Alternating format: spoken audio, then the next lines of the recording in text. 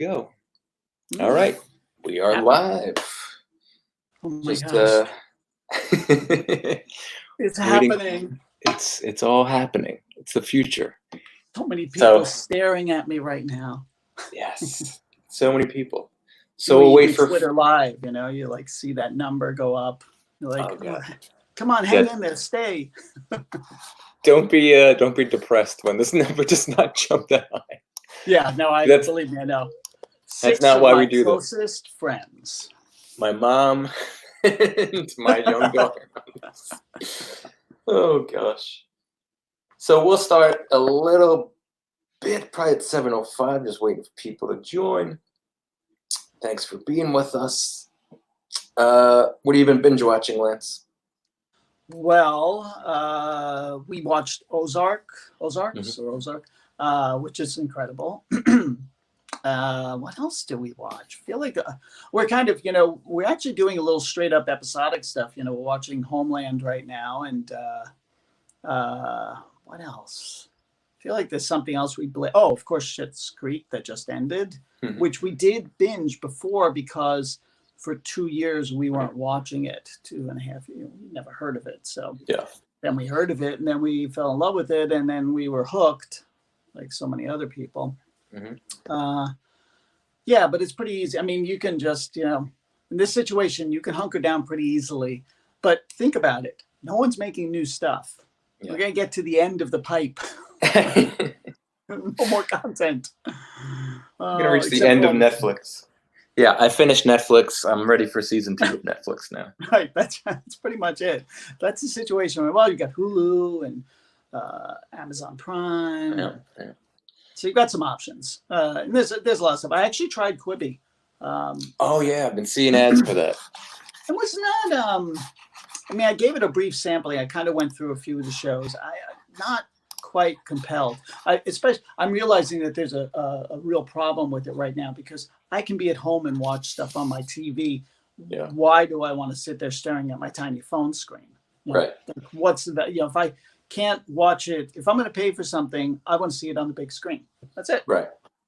So I've watched a lot of Disney Plus. I went back through all of the Avengers. Oh gosh.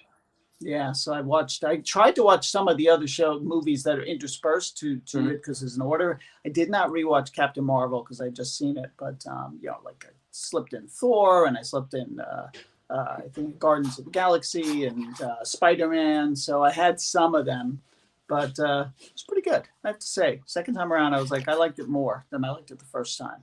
Yeah. It's kind of overwhelming. How we doing here? We're doing well. We'll get started in a minute. About 10 people in. Welcome everybody that's on right now. Thanks for joining us. This is David Henney, and that is Lance Ulanoff. You can hear us both. We are behind the curtain of this little screen. Do not peek behind the curtain. You will see my guest room. No, I'm coming to space. What's it? Oh, is that your guest room where you're coming in? I'm coming in from my guest bedroom. room / home office. We have Very nice. My office on this side, and right across is my wife's office. So they're opposite each other. Sometimes we are working in here at the same time. It's kind of nice. Nice. And you're coming to us from what town are you in? Belmore. Belmore, right. Not too Been far here away. Forever. I was living in Belmore when I went to Hofstra. Nice. All right. So we'll bring the curtain down now, and folks will see my ugly mug for the first second, and I'll introduce myself, and then we'll get started. All right. Hello, and welcome. I am David Henney. I am the Director of Content Strategy and Student Media Engagement at the Herbert School, and over my shoulder on the TV is Lance Ulanoff on Live with Kelly and Ryan. He is joining us very graciously. He's sharing his time. Lance is the current editor-in-chief of LifeWire.com, former editor-in-chief of Mashable and PC Mag, and he's going to talk to us about creating Thumbstoppers, which are really cool visuals that you can make on your phone or on your computer at home. So please welcome Lance Ulanoff from the class of 1986, Hofstra University. That's right. Lance. I am a graduate in the same town I was living in when I went to Hofstra all those years ago. So thanks so much for joining me. And tonight we're just going to talk about visuals in your content and a little bit of how to create them and how to source them. And I should say that one of the reasons that I really like this topic is that I am a visual person. When I went to Hofstra, I minored in fine arts. I did take a lot of drawing classes. I ended up many times in the early part of my career doing design and layout for the publications I worked on. So it's always been a part of what I've done and what I care about. So, we'll just dive in. And hopefully, if you want, you can throw in questions that I may be able to pause and answer as we're going along. I'm just going to show you some stuff, talk through some concepts, and at a high level, I want to start at a high level and kind of explain why I think this is so important. Let's get started. As you know, I work at lifewire.com, and I write a weekly, actually it's twice a week column and newsletter called Untangled. And, when I'm creating this, I'm always thinking about the visuals. I have to actually start with that because we know for a fact that readers are turned off by gray blobs of text. So, I know how important the written word is to all of you. I'm sure you spent a lot of time polishing your prose and you fall in love with it and you've got paragraph after paragraph. And what that looks like to your readers can be just gray blobs. And, you're always asking the reader to really engage with it. I understand the New Yorker will have gray blobs of text, but what do they put inside of it? They drop little cartoons in between to break it up and to give you a break. But for us, we want to give, I think about giving the readers a break when I'm writing these columns, and also not just a break, but kind of context. So the post that you're looking at right now is actually the fresh current one. I'm sure maybe you've heard about this. Obviously, hopefully, I should say this, by the way. Hopefully you're all staying well. Hopefully you're all staying at home, staying safe. I've written nothing but COVID-19 related content for the last 2 months. Very, very few other things that were not related to it. I write a lot about technology. So this particular article relates to how 5G, the latest connectivity technology, is not causing COVID-19 or COVID-19 symptoms. This arose because people in the UK were actually burning down cell towers because they were afraid of it. So we start off a lot of these posts with some sort of illustration that's really going to draw people in. I did not draw this. We had someone do it. I'm going to talk a little bit later about working with illustrators. But understand that as soon as you get into this story, you're going to see graphics because I know that visually people need a break and they also need a way of contextualizing what I'm saying, and I'm talking about individual waves, right? Invisible, I should say, waves, 5G, 4G, 3G, 2G, that with all radio waves, we cannot see them, but it's nice to be able to show people in some fun way what I'm talking about. So these little visual breaks that are in here are both sometimes a little bit lighthearted, but also sometimes right on the nose. This is an image of a 5G tower to sort of, if people, again, don't know what I'm talking about, they can see that. We have sometimes when we don't have a graphic to use, we use pull quotes. And pull quotes are basically graphics, honestly, because when you have text this large, it becomes images almost. You read text like images anyway. It breaks up the content. But I also try and throw in humor. This article happens to talk about a particular person who has written a big letter writing or sign-in campaign to get all governments in the world to stop using 5G. But when I did some research on him, it turned out that when he was studying to become a doctor, he was hit by a ton of x-rays, which had some sort of effect on him. I'm not even making this up. He eventually left medical school. And all I could think of as I was reading that is that the guy should have turned into the Hulk, but he didn't. So again, I wanted to bring some humor and light to the story and the information.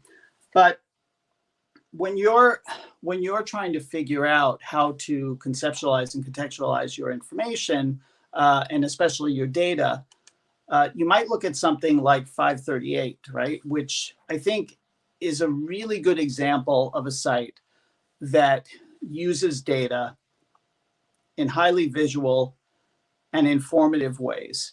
And they boil it down. They boil it down to information that can be powerful and digestible. This is obviously a story about, once again, COVID-19 and whether or not we're flattening the curve, and how they can explain to you that the curve is related to hospitalizations. And when you look at this, and obviously they're taking their data and they're pouring it into a system and they're creating this and they're using a lot of care. But if you've read nothing else in the story, you focus in on this particular chart. And you start to, when you see the big bars, even your eyes are drawn to that. And then as a reader, you start to dive into this. And this is all very intentional. Nate Silver built this site, 538, based on data, based on charts. And a lot of people have copied it since. And I just think that it's a really incredibly useful way of delivering information. And, one thing I would say is that when you're writing a story and you realize that there's something that you're trying to explain, it's not that you're going to remove what you said from the story and just have the graphic there.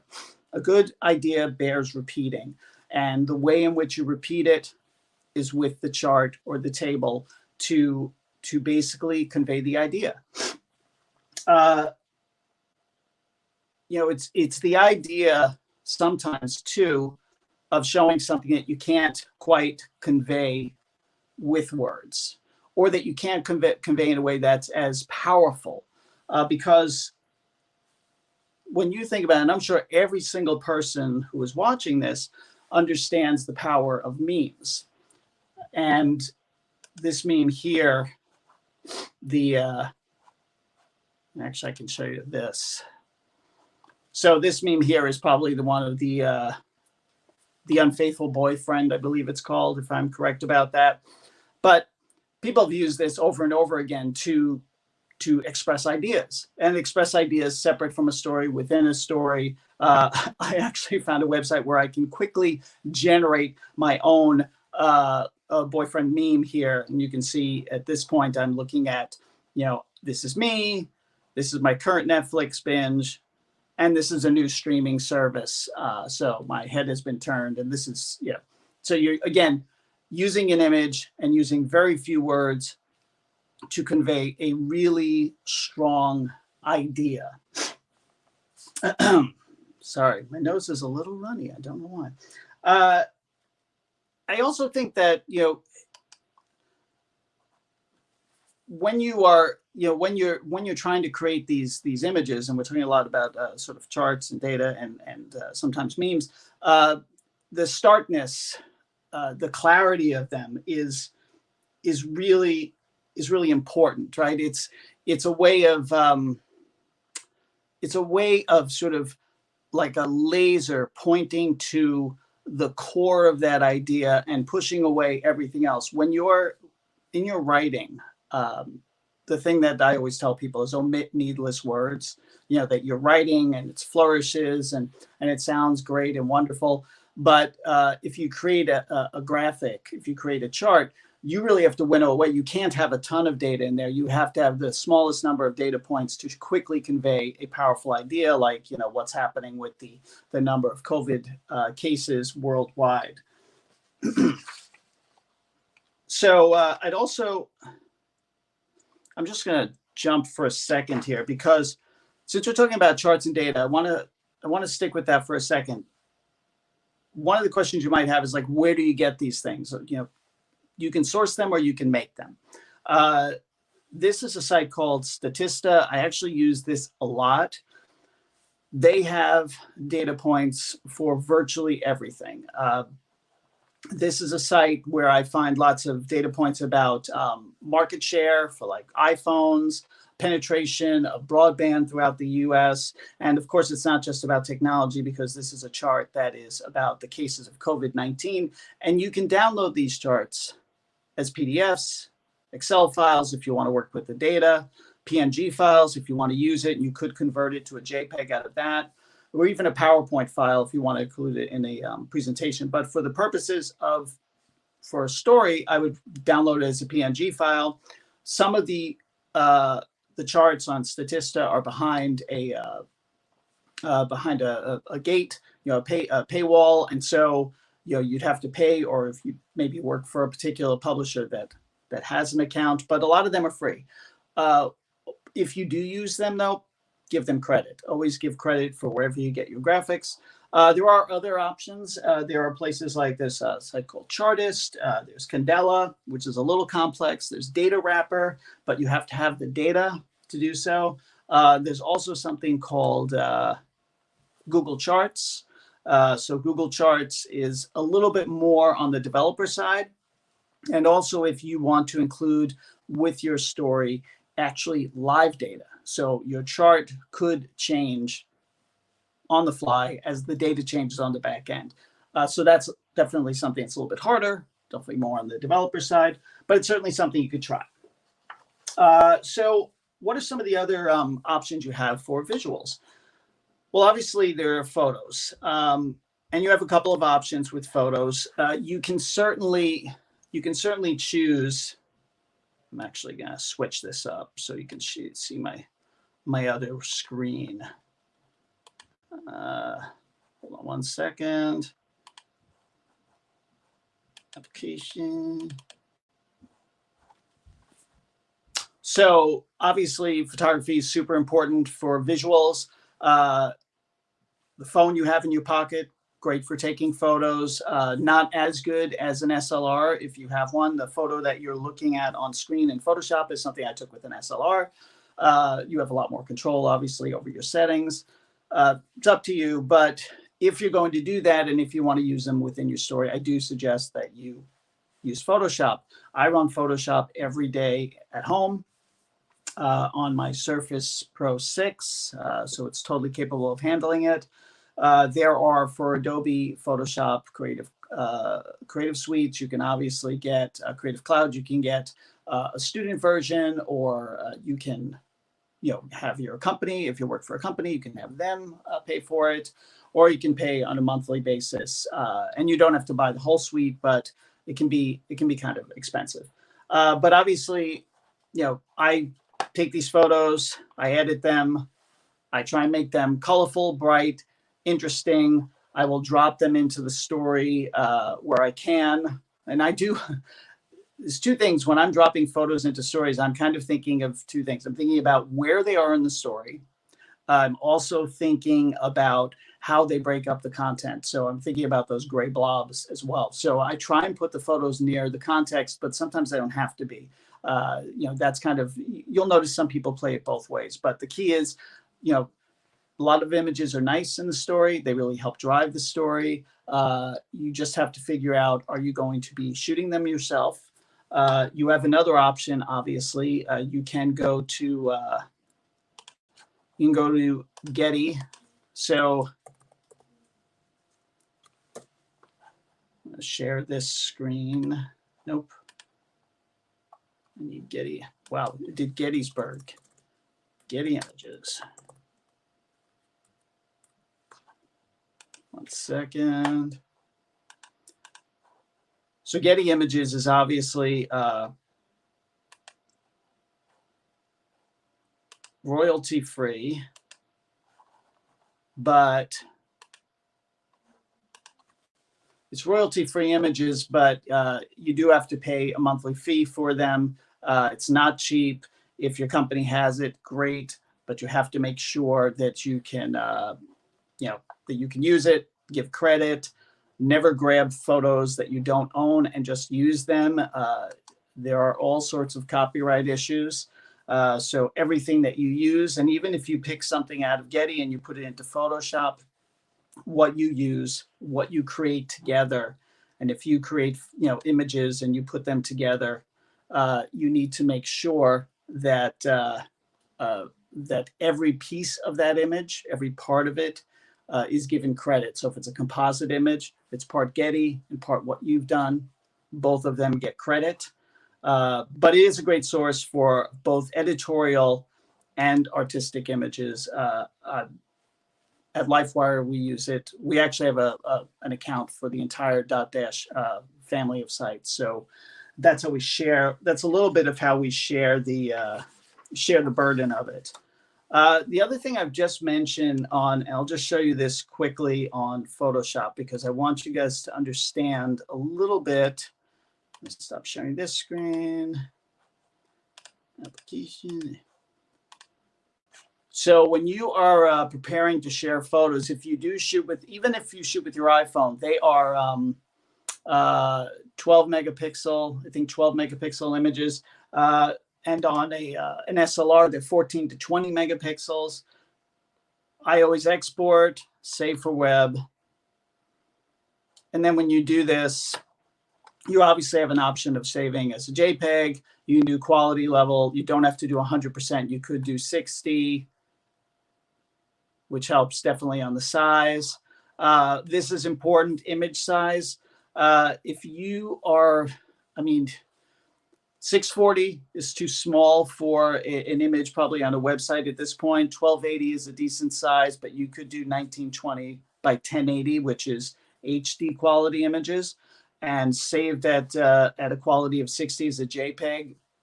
That'll be a decent size. It'll look good, but it won't overload the site. So that's an important part.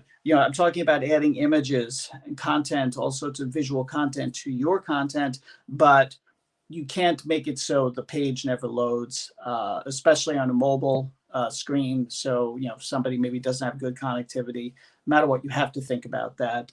So you should always be, and you'll find when you're working in different publishing platforms, you'll find that it can be difficult if you're overloading them with heavy images. So it's just a way of doing that. And obviously the other thing, and I don't really have a good visual for this, but the other thing is shooting, as far as images, visuals, shooting on your iPhone. You can, we all have a phone in our pocket. My phone is actually being used right here, but we all have a phone in our pocket. You can shoot video. You can shoot it at 1080p. You could shoot it 4K. Most of the modern phones support 4K, but most people are still not watching, especially mobile video at 4K. So 1080p will be enough. You can shoot landscape or portrait, depending on where you're putting the video.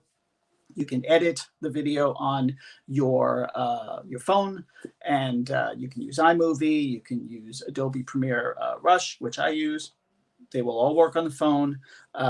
Some, you have a lot of desktop choices on Android. You have a lot of choices for editing as well, including the Adobe products. But that's just another way. But video is, again, video. You have to have the site has to support a video embed, and a video ends up being a much more complete experience. And it's the one area where it becomes a little bit less about the content, the text content, and more about the video.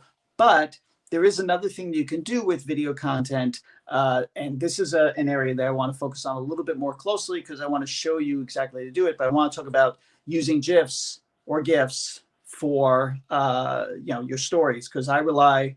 You may have noticed in the first story that we looked at there, I rely on GIFs very heavily. I create virtually all of them myself because you don't want to use the GIFs from Jiffy. And I don't know if I'm bothering you by saying GIF is supposed to GIF. We could talk about that, but probably don't have time right now to argue it out. But in any case, Jiffy is a great source of sort of boilerplate GIFs, but ultimately you're going to see a lot of GIFs that have been used in the same place. But you can create GIFs as long as they're short enough. You're not creating a problem with copyright issues, and you do, as long as you give credit, you can use them. So I wanted to talk a little bit about that. Oh, but you know what? Before I dive into that, I want to jump back because there's one other thing before we hit GIFs. I did want to talk a little bit about illustrations. Let me just cancel this, stop sharing. And I'm going to go back to this page for 1 second, and then I will share again.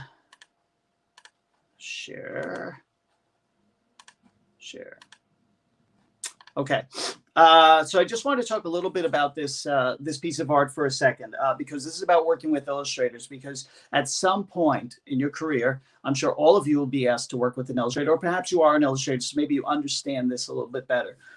Getting to this point with this piece of art took some time. So I've done some illustration in the past, and I kind of understand what happens here. But in my head, I know exactly the point I was trying to get across. This is about 5G. At this point, and all connectivity is a tremendous benefit to us, especially as we're all stuck at home and we need to connect, and we're Zooming with each other. We're doing video conferencing, we're doing work from home, we're learning, distance learning from home.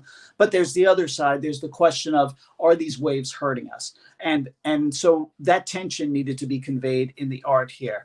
So working with the illustrator, I sent her about a third of my story. I sent her the headline, I sent her the subhead or the wrapper, I sent her the lead and a little bit more, and kind of that was the context she had to come back with an initial piece of art.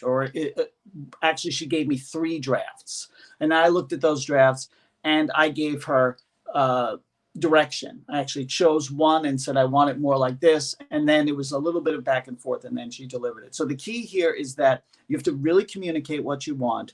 You have to be open to working with the artist. And by the way, you can't rush the art. So if you really want art to drive your story, and you want to make sure that it arrives on time, you better give the artist enough time to do so. So just an important little brief word about working with illustrators. So let's talk a little bit about GIFs, and I'll just have this one going for now. So obviously that's a GIF that I created. You first have to sort of, if you're going to create your own GIFs, you have to find a source, a video source, right? Something that can be converted and something that's going to convey your idea.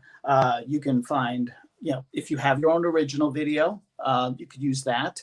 If you have, you could find YouTube video, and this is actually based on a YouTube video. And really other sources that you might, for example, maybe some company provided video of their product, you could use that as well. But all of these things are ways of creating video, finding a way to create video. So, so let's see. Let's take a look here at so some of the options that you have. And I'll bring this up just because, let's see. So on the Mac side, all of you are probably familiar with Jiffy as basically a GIF search engine, right? A place where you can find GIFs and use them, drop them into your tweets or even embed them in your stories. But Jiffy also has a tool that is for the Mac to create your own GIFs, which is fantastic. Now I create GIFs on my PC. So I have a different tool, which is screen to GIF or GIF. The other option is something called, there are actually multiples. If you look at both the iPhone and Android, you will find a whole bunch of apps that are just designed to help you create GIFs. There's GIF Maker, and they all have GIF in their name. You can look them up. You want to use the ones that are free and don't force a watermark on you if possible. They're dead simple to use, and they allow you to start with video that you have on your phone. So that's one way of working. The reason I like the desktop tools, though, is that I can really GIF anything. So let's take a look. I'm going to switch it up, and I'm going to go to, I'm going to stop sharing for a second. And also just, you know what? Let me double check if we have, hello out there. Just quickly pause in case there are any questions thus far. Otherwise, I'm going to jump into showing you basically the process I use to create GIFs for all of my stories. So I'm just checking to see if there are any questions or concerns. We'll bring up YouTube as something fun. Funny. That's just good enough. We'll just use this. I don't see any questions. So no. All right, so to do this, I have to share my entire screen because it's the only way you'll be able to see this. Let's close this down for a second. All right, so if you have a PC, this is the icon for screen to GIF right there.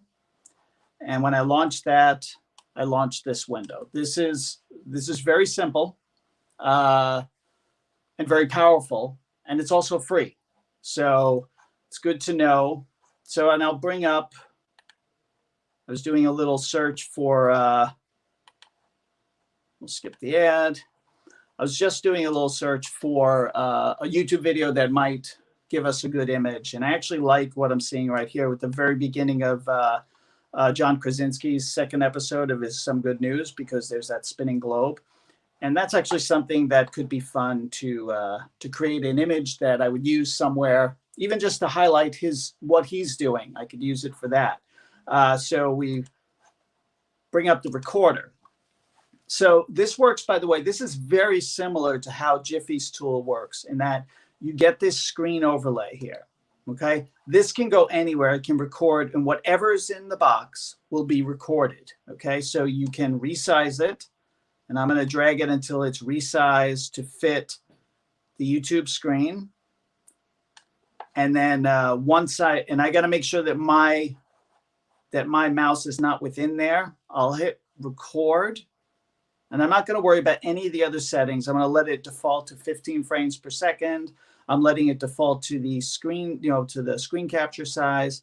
I'm just going to hit record, and I'm going to hit play. And then I'm just there's a spinning globe, and that's really enough. So when you're creating GIFs, you're not creating half-hour content. You're not creating 5-minute content. You're creating really a few seconds of usually looping content that can work within your story, that can somehow, when I'm working on my story, when I was looking for that image of that beam going out, I wanted something to convey. I wanted GIF to convey the idea of invisible waves, and I was lucky enough to find that. So now this is the edit screen. This is the screen to GIF edit screen. Super simple. It shows all the frames, and it has a bunch of settings here. What we'll start by doing, very straightforward, is we got to make sure we don't have anything in this GIF that we don't want. So you see the very beginning of what we're recording. It has the play button. It has all this stuff from YouTube that we don't want. So we select the first frame. We slide over until we see all of that is gone. And we have the sort of brightness that we want. And I'll hold down Shift. I'll hit delete. Am I ready to delete those 22 frames? Yes, I am. The frames go away. All right. So now I just double check what's at the end of this. I'm not even gonna, do I want SGN? We'll see. I'm gonna leave it in there for now. But this is right now, so that looks pretty good. I'm gonna slide back and forth. You can see at the bottom, sort of that's about what it's gonna look like. Or I could go, here and get a sense of what it's gonna look like. But I know this is gonna be too big. So, GIFs are actually low resolution. They're small files. They're designed to be easily shareable, easy to place within content. So I have to edit this. I have to edit this image down to resize it. So the first thing I'm doing is clicking on image up here in the menu, and I'm clicking on resize. So you'll see it's 192 DPI, 1278 width, 696 height. Those are pixels. I'm going to lower all of those. I always lower DPI to 72 because the screens of most computers are 72 DPI. I don't need higher than that. I mean, that's what you're seeing for most images. The width, now I usually lower this to 640. You could go higher, but I guarantee the file will probably be too big. So 640, I do not have to touch height because these are connected. It'll do it automatically. I've kept aspect ratio. So I just hit apply. It runs through this. This is a fast process. One of the things, if you follow BuzzFeed, Mashable, any of the sites like that, what you'll notice is if they are live tweeting or even doing live coverage of an event, that it's filled with quick GIFs.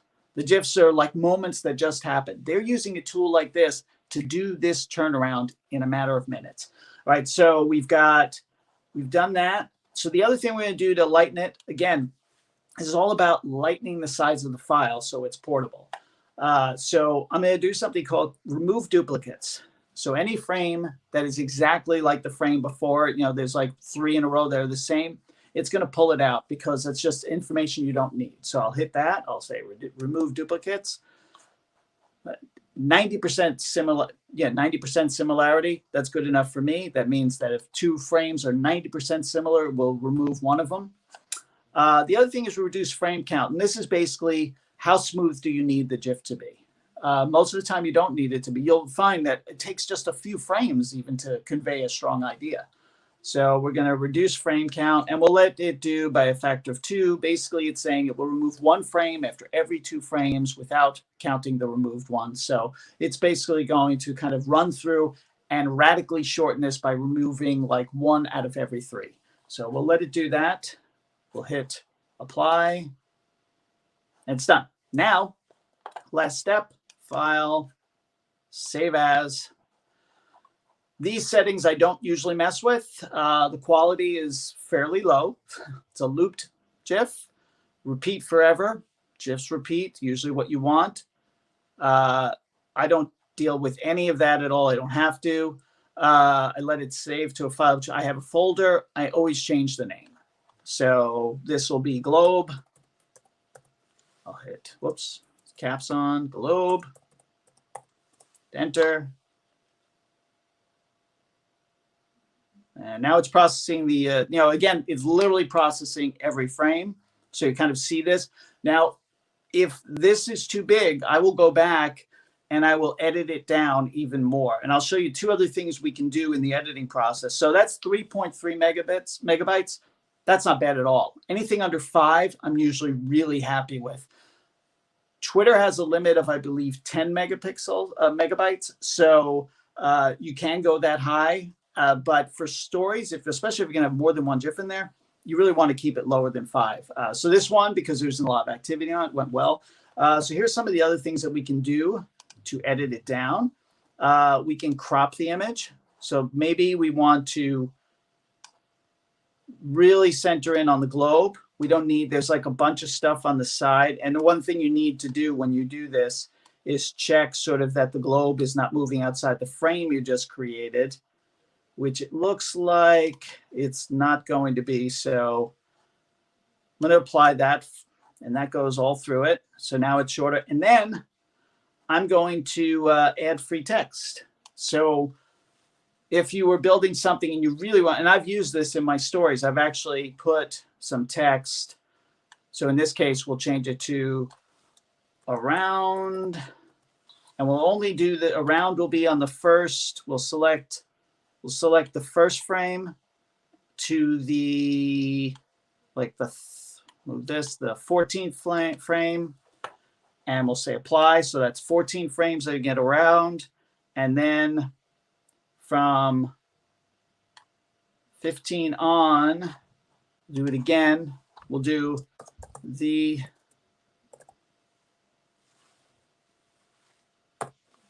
and we'll say we'll select from 15 to 23. This is actually not going to work super well because of, but it'll still be fun. And then from 24, we'll add free text, and we'll just put world, and we'll do that from 24 to here. And we'll say apply. And then we're going to save as, so this may change also the size of the file, globe 2, save.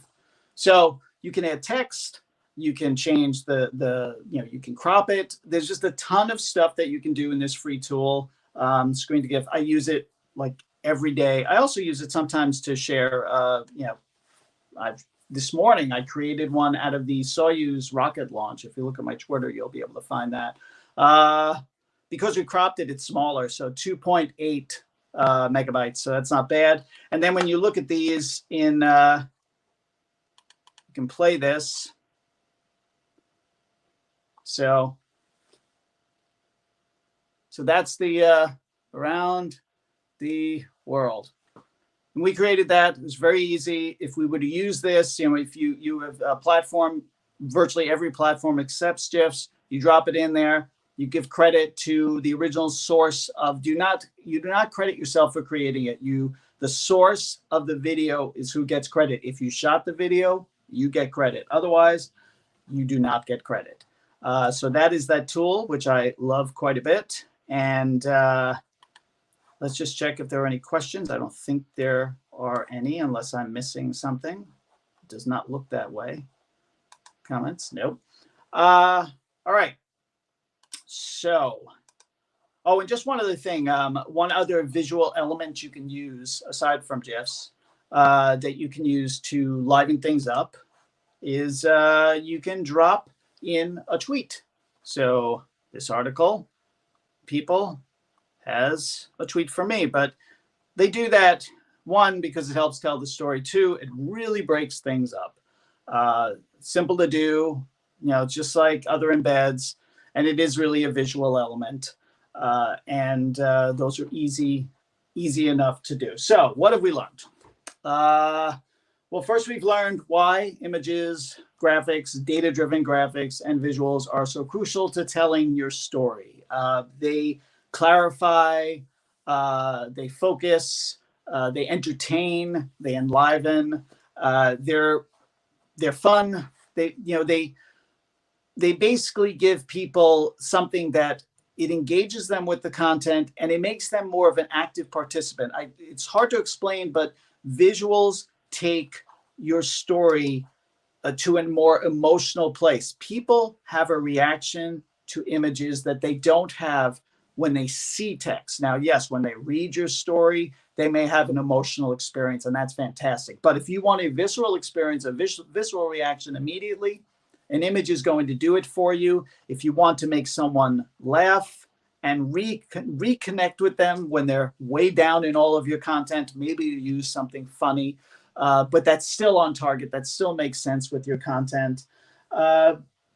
We've learned, what you can use and where to source your content and your images. A lot of it's probably going to come directly from you. And of course, we've learned all about GIFs, which, the only thing we have not solved is whether or not it's GIF or GIF.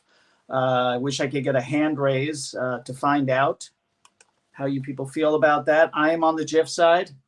I know there are a lot of people on the GIF side, but I just think of Jiffy peanut butter, but maybe that's just me. Yeah. So I'm on the GIF side. Question? 100% on the GIF side. GIF is peanut butter. I know. I know people. I guess and I try to remember the guy who created them supposedly settled it, but I can't even remember what he said. So I'm a little bit torn. But hopefully that was helpful. Bunch of information. Honestly, all real world.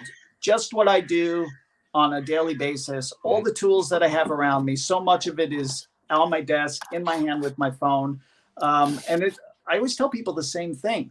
Don't let anything stop you. If you have a visual idea, figure out a way to make it so and make it a part of your content. Can you do a screen to GIF on your phone, or do you mostly do it on desktop? I do it on desktop. So it's an interesting point. So the GIF Maker app, and most of them on the phones, have a limit. First of all, they have a limit on how much you can edit. But they also, the quality of them, they tend to make the files almost too large. So sometimes I will have a video on my phone and quickly create a GIF out of it and send it to my computer. And you know what I'll do? I will edit the GIF in screen to GIF. Screen to GIF. So you can, one of the things that I didn't show you and didn't mention is that there's a load. You can hit load and you can basically grab any GIF. And obviously I have a bunch of them in here, and you can load the GIF into the app. And so what I've done with that is when I've gotten one that is too heavy It's, the file is too fat. They haven't done all the processing and the optimizing. I will optimize it on this and then export it again. So, my goal is always to make the most optimized and best GIFs I can. And there's just too many limits on the phone ones to really do that. All right, cool. So we see a lot of work that you've done with the embedded GIFs inside your written articles, but you're using a lot of platforms that have visuals as part of their kind of back ends. I see a lot of your TikTok work, a lot of your social media, and you're using the visuals that are built into the platforms. I think it's a good point because a lot of popularity is kind of GIF related, like looping visuals. It's a lot of embedded graphics stuff flashing up to kind of keep your right. And people are used to it. People are used to, because when you take a GIF and you put text on it, I mean, that's not something that's unusual to people. When every single thing they're using, if they're using Instagram, they're putting text on top of it. They're putting arrows, they're pointing to things. So you can get really creative with this stuff and put together things that are even more complex. I mean, I'm not doing, the kind of stuff like you can do free drawing. I mean, you could literally draw on the screen, and start to like add things directly to it. So making your GIF into kind of these mini, almost Instagram-like things, Instagram story-like things. So it's a visual language that our audience is completely in sync with. And to be honest, it's difficult to hold people's attention. So as much as I like the written word and I enjoy writing stories, I know that if I did no images in my stories, I write, say, a 1,300 word column. And if I just put that out there, that's deadly. Even if it's good, they'll get bored because I haven't given them any breaks. I haven't given them anything else to react to. So it's kind of an agreement. When you are getting somebody to click a link and read what you've done, you've created this little mini relationship with them, and it's a give and take. It is not a one-way street. It's not all you forcing your thoughts on them. It's saying that, thanks for coming to my show. My show has text, images, animations, ideas. It has all of this stuff. I hope you enjoyed it. Yeah, and I think that's a lot of important elements to talk about, especially with multimedia. I mean, what we're doing now in the Herbert School and everywhere, it's not just text. I mean, you have to know how to do this, and it puts you at a great advantage. If you're familiar with, I didn't know how to use Screen to GIF until you just showed us, but that's a really cool tool. I would basically just use Giphy and pick the most relevant GIF that I could find. But yeah, constantly trying to get people's attention in any different format. I mean, whether it's with voting and polls now, if we're doing Instagram stories, just engaging in any way you can. And that's it. And they appreciate you speaking their language. They appreciate you taking the time to put these things. And by the way, when you create some of this stuff, usually the sites that we work with, it becomes more shareable. If these elements are shareable, if the graphic, the data point, the chart, because charts can be animated as well. But if they're shareable, you're basically getting somebody to do some legwork for you, to be a foot soldier in delivering your message to other people and potentially bringing more people back as new audience members. Yeah. So this is really great, and I think I'm going to run this back and save it on our page so people can watch this again. So creating those GIFs and even embedding those charts and tables like we were seeing earlier on Statista and I think you mentioned a couple of others. That's really interesting because infographics and sort of generating language beyond just text and making it more just visual breakdowns like that. Yeah. That's something that we're seeing constantly. Even with the COVID-19 virus, you're seeing the statistics of that growth versus others. Diseases in the last 10 years. I'm seeing a lot of these live data basically as it grows day to day, it changes. And it's not a new thing. It's just that we have better tools now. We have a lot of tools for creating this kind of content. People are more savvy about information. People understand the idea of data collection and the power of data, and they appreciate it when it's visualized. And we're living right now in a moment where data is life, right? Understanding the spread of COVID-19 and the hotspots and seeing that visualized helps people understand the importance of staying home, importance of following these rules, and the importance of making sure that people can collect the data they need to tell the story. So I think people really get it now and appreciate when they have that visual information. And yeah, the tools are there. You know, it goes back to the earliest days of doing this in publishing with people using Excel to create charts that they would then sort of put into stories. And that's what I did actually at PC Mag. We would have the data, we would put in a chart, and then we would give it to an artist who would take the sort of rough chart and make it an attractive chart, something that people could look at and not only get information out of, but appreciate the beauty of it, which is always a tough thing. Like, you know, that's why I appreciate 538, you know, Nate Silver's site, because I feel like he really understands that it's not just data. It is, it's sort of almost entertainment for the eyes, but it's powerful and important information, but it still has to be visually pleasing. So do you start with an idea for the graphics and the design of how you want to start your piece, or do you basically write it all out and then say, here's where I'm going to plug in the graphics and the visuals? Yeah, I would say it's a good question. So I do have there is a bit of a rough format that I have for my stories, in that, you know, like the one that we were looking at before, I know that there's going to be a lead piece of art. That's known.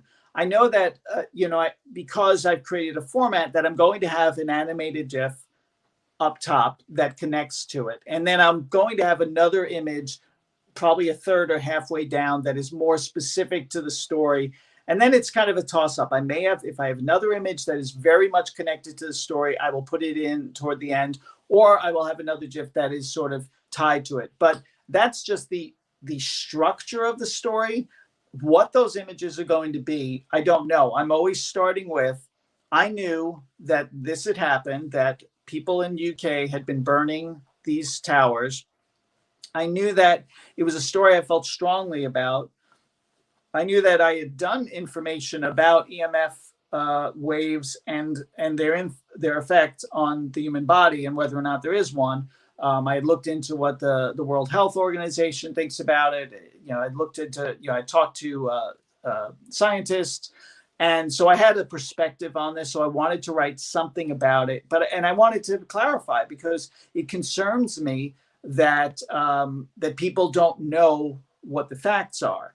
But I also make it clear in the story that we don't know 100% what all of these waves really do to us, but studies have shown over the last 20 plus years that there's still no cause and effect over, say, cancer and these waves. So that was my idea. That's what I wanted to write about. And once I had the draft, then I was able to start to conceptualize the images that would go with it. So I did not find an image, write some more, find an image. I never worked like that. The story comes first. The images invariably come second, at least for me. Yeah, I think that's a good way to go. And I think the story and the concept of a story kind of evolves now visually in your head anyway, as you're kind of thinking of your language. So this is really essential information to have, and I'm so glad you dropped in and you were able to do this presentation for us. And we will be archiving this, and anybody who wants to watch it, you can on the Herbert School's Facebook and YouTube pages. Lance, thank you so much for joining us. I hope everybody's well by you. I hope everything is going well. Thank to you. And just to quickly plug your social, I think you're doing a great job. You're constantly engaging. I mean, you tweet how many times a day on average? I don't know. I wake up and I usually tweet a news story, and then throughout the day, I don't know, like 5, 6. It depends on the day. Depends on what's going on, and a lot of times when I'm writing, like when I'm really deep in writing, like I don't look up, and then I'll realize, oh, I haven't been on any social media in like 2 hours, you know. So that happens sometimes. But yeah, I'm a frequent. I've never counted the number of times I do it in a day, but it's probably a lot. Especially now, we're all sitting glued to our phones, basically reading Twitter nonstop. Yeah, I've been told that I really need to back off a little bit. My wife's a little concerned. She's a little bit worried about how much I am good, because I think it does. Your world has narrowed a little bit. So it is good to put it down, take walks. But look, I've created a real relationship with people on social media that I really like. I get something out of it. I have fun with it. It connects directly to how my brain works. Again, as much as I can on Twitter, I work the same way as I do in text, that I always try and have an image to go with it. Like it's pretty rare for me to just tweet something without a GIF or something in it now. It seems like I always find something, because I know, even just intuitively, you understand that without an image, there's a good chance your tweet won't be seen. Unless it's a richer text one and you're telling a story, and maybe it'll be seen. But again, you never know with tweets. You really just never know what's going to take off. But I do it because I love it. Yeah, I think that my favorite visual that I've seen, it's on a GIF, but it's from the Arthur cartoon, and it's one of the characters by a fence, kind of reaching longingly. So it's the one panel there, and the next panel is whatever you're missing. So a lot of students have been tweeting like Herbert School pictures with the character, like, kind of putting the hand up on the fence, looking. That's great. That's great. But it's creative. Yeah, it really loops back around to the use of visuals, the use of that kind of graphics. Yeah, and, that's it. Memes convey such a rich idea in like a snap of the finger. It's like you just get it. And the stronger that reaction, the further that meme goes, and the further that image goes. I mean, that's the thing. People's brains process this stuff very quickly, especially if you do it well. Yeah, it's like nostalgia. It's all these different elements at once, kind of colliding, and it just makes it like everybody's got a memory associated with certain TV shows or certain. I'm trying to pull this up quickly, but yeah, here's the one. This is the one that I love. So you got your little picture of the character there. So yes. Oh yeah, I see it. Oh. As a quick tangent. But thanks again for doing this. I think this is important to kind of do these regularly to kind of, get our brains out from the four walls of whatever room we're occupying. For me, it's this room and 3 others in the apartment that I'm sick of. So this week it's starting to hit me more. It's like, oh my God, it seems so long now that we've been inside. So yeah, definitely reach out to us as much as you want and engage with us, and everybody watching and everybody that tuned in over the course of the episode. Thank you. And hit us up. Let us know what you'd like to see more of. We definitely want to engage with all of our students who we do miss so much, and have conversations as frequently as possible. So again, thank you, and enjoy the rest of your evening. Hopefully you'll be playing the guitar, practicing some songs. I don't know what you know. I should have played you guys out. It's not too late. Yeah. All right, Lance. Thank you again. See you all later. Thanks, everybody. Have a great night, everybody. Bye.